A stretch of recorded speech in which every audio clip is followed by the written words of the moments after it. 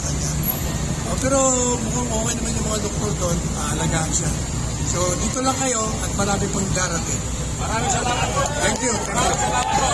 Maraming salamat po. Palagpakan po natin si Atty. Panelo. Maraming salamat po sa inyong mensahe. Lalo pong tumitibay ang aming kalooban at paninindigan para sa layunin na ipagtanggol natin ang ating karapatan bilang isang mamamayan ng ating bansa.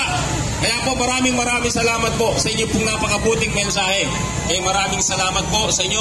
Gumilit po na po tayo para hindi po tayo makaabala sa iba.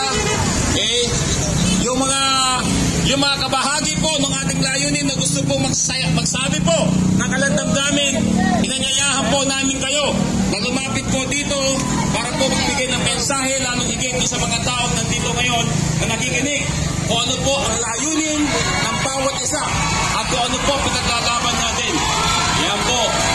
Kaya po maraming salamat. Meron po ba kayong gustong sabihin? Maaari po kayo lumapit sa amin. Nanibibigay po namin sa inyo ang mic. Ano po isalaysay po ninyo ang isa loobin sa layunin natin na nandito tayo ngayon. Kayo po ba, sir? Ano po mensahe ninyo? Meron po ba? Sino kaya yun? Sino kaya?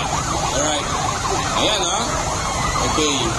Alinsunod po doon sa sinabi po ni Atty. Panelo, na sobrang pagod at karanasan po ng ating Vice President sa 48 hours po na sila masyadong na-stress. Sila po ay nagpapahinga ngayon. Subalit si Atty. Lopez po ay takot na takot pa rin po sa kaganapan na nangyari kanina.